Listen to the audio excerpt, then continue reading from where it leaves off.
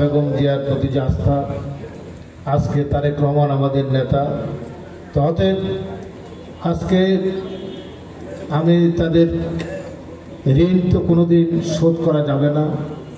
আল্লাহ তাদেরকে ব্যস্ত নসিব করুক, এটাই আমি চাই। আজকে জাতির এই সংকটময় মুহূর্তে বাংলাদেশকে নিয়ে যারা ষড়যন্ত্র করছেন, এর হাত থেকে যেন আল্লাহ আমাদেরকে রক্ষা করেন। বাংলাদেশের স্বাধীনতার সার্বভৌমত্ব যেন রক্ষা হয়। ইসলামের নামে কিছু লোক ব্যক্তি আজকে বাংলাদেশকে বিপদগ্রস্ত করতে চাচ্ছেন, তাদের হাত থেকে যেন আল্লাহ এই জাতিকে, দেশকে রক্ষা করেন।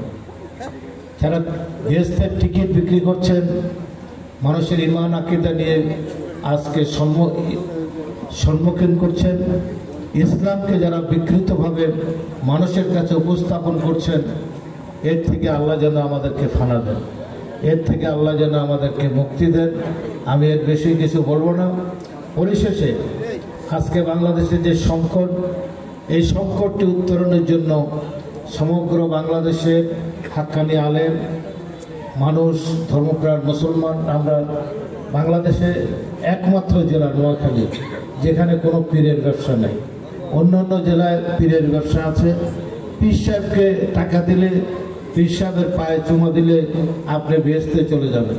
আর যারা ইসলামকে ধর্মের নামে ব্যবসা করেন, ইসলামের নিয়ে কথাবার্তা বলেন, ইসলামকে ভিন্ন খাতে প্রভাবিত করেন, তারা 1947 সালে পাকিস্তান যখন হয় তখন তারা পাকিস্তানের পক্ষে ছিল। তারা অবিভক্ত ভারতের পক্ষে, মহাত্মা গান্ধীর পক্ষে ছিলেন মওদুদিরা। দিন নীতি, এটা হলো একটা চরিত্রহীনতা। এই রাজনীতি বাংলাদেশের মানুষ গ্রহণ করবে না। আপনারা অতীত ধানের শীষকে ভোট দিয়েছেন, আমাকে প্রার্থী করেছেন, আপনারা আমাকে ভোট দেন। আপনারা শহীদ জিয়াকে ভালোবাসেন, যিনি স্বাধীনতার ঘোষক ছিলেন।